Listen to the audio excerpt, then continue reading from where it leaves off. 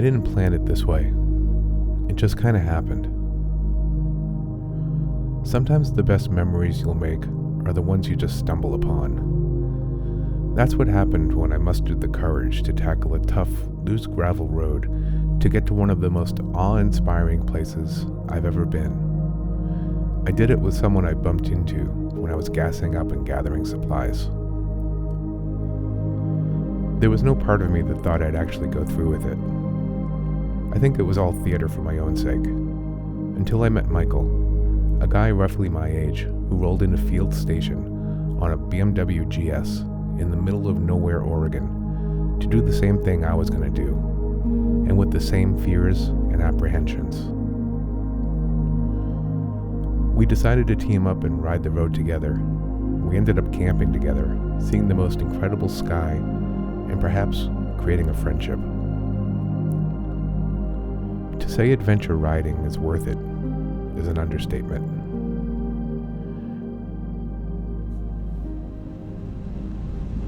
I'm just leaving Fields, Oregon, headed towards the Alvord Desert.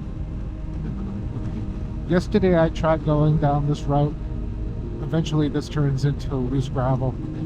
Once I hit the gravel, I turned around. Got about a mile in. Totally wimped out, just turned around, tail between my legs and went home. Got back last night, and I'm laying in bed in my little motel room down in DJI Junction. And I was really upset with myself. I said to myself, why did you go ahead and buy an expensive adventure bike when you're afraid to ride on gravel? So I mustered every piece of my courage, got up this morning, and hit the road.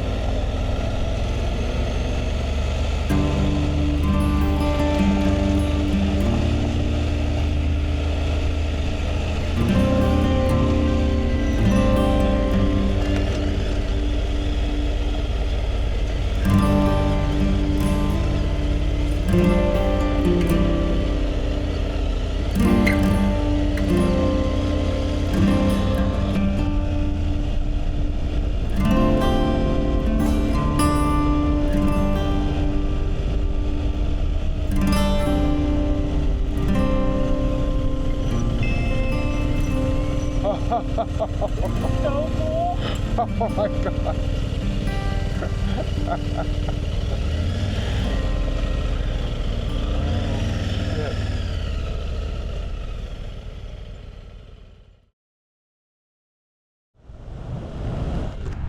This is absolutely insane.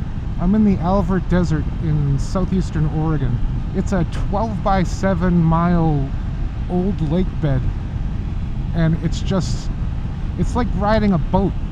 You can go anywhere and you can pretty much do anything. I've never seen anything like it. I laid in bed last night in a little motel at DJI Junction, which is just over the border in Nevada, and I kicked myself to sleep essentially, but I woke up this morning, gathered my courage, and headed back up to that gravel road. Along the way, I met Michael. Say hi, Michael. Michael's riding a BMW. Michael's a super cool guy. Michael's the reason I am out here today, because I don't think I would have had the courage to hit that road by myself. But I think Michael was feeling the same way. And so we We relied on each other as new friends, and we got through that road. Both of us nearly dumped our bikes at least once or twice. And now we're in one of the most amazing places I think I've ever been in my entire life. I've never seen anything like this. I feel like we're riding jet fighters.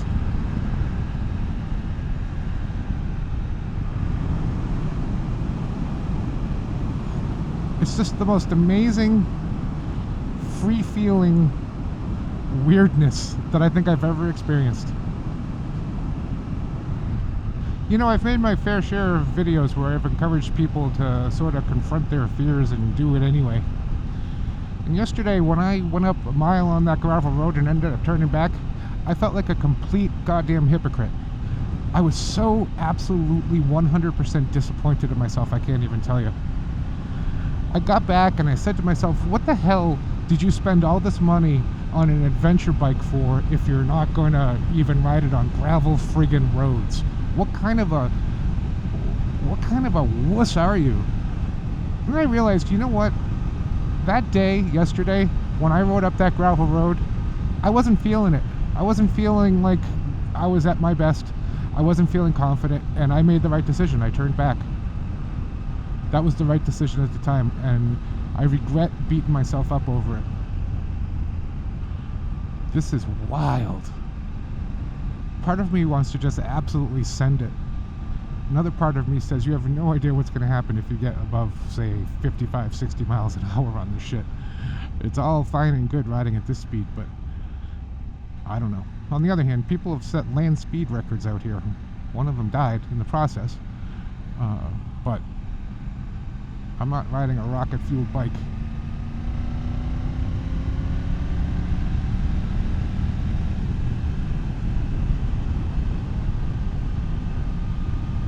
In order to make myself do this today, what I did was I went home last night. Well, didn't go home. I went back to my motel room. I sat there and I kind of reassessed everything I knew about riding on gravel and all that stuff. Kind of did an inventory in my brain of everything that I had been taught in my ATV class and so on. And then I watched a bunch of YouTube videos and got differing opinions on the best way to ride through loose gravel. I picked one that I thought made the most sense. And that's the one I used, and that's the one that absolutely worked just great for me. I can imagine this might not be the most compelling video that I've ever made visually, but my God, I wish you could be here to see this. It's stunning.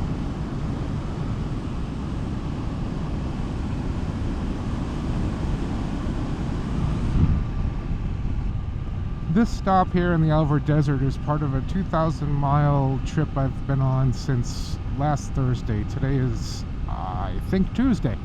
So I've been at it for almost a week. I've seen all kinds of stuff. I came down from Portland, went down to the Bay Area in Northern California, over through Nevada, up into I don't know where, and ended up in Donayo Junction. That was yesterday. And today I am here in the Alvord Desert where I'm going to camp out for the night. I've got some water, I've got a tent, I've got some ramen noodle type things, and a couple of cameras. That's about it. Oh, and a chair. And my motorcycle. Otherwise, I got nothing. If you ever consider coming out to the Alvord Desert to ride around and you're kind of worried about riding in the sand, there's really nothing to worry about because it's not sand at all. It's like riding on, I don't know, some kind of weird pavement. It's almost like tile, but it's not slippery. It's just, I don't know, it's the weirdest thing. I can't even explain it. I'll show you a picture I took of it close up so you can see.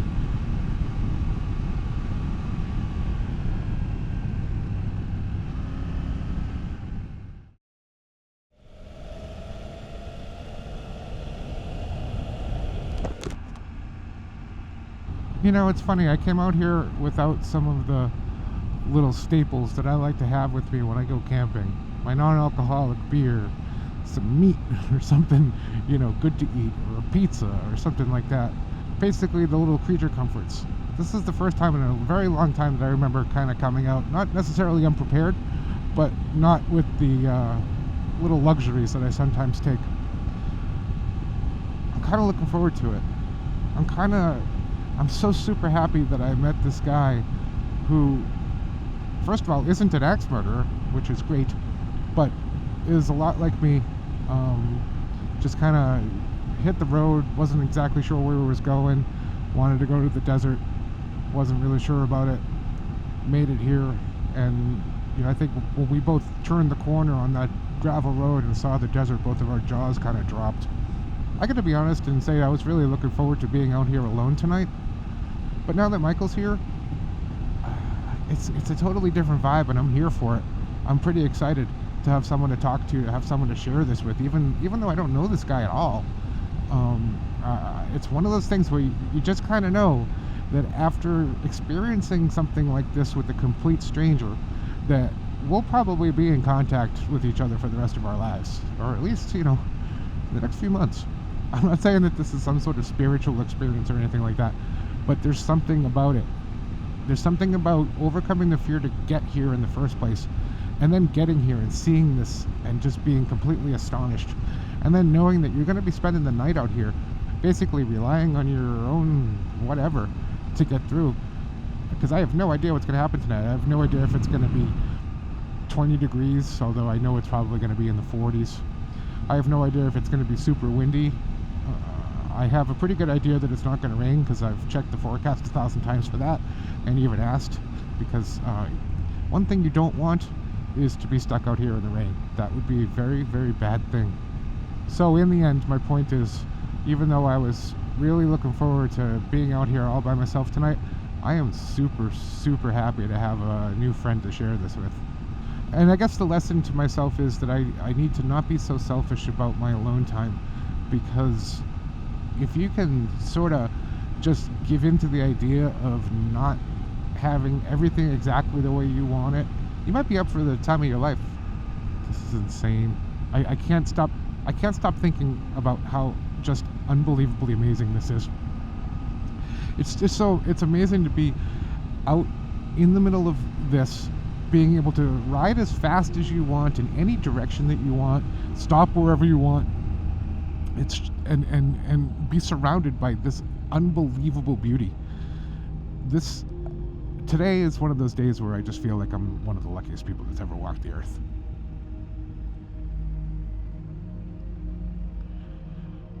Anyway, thanks for watching.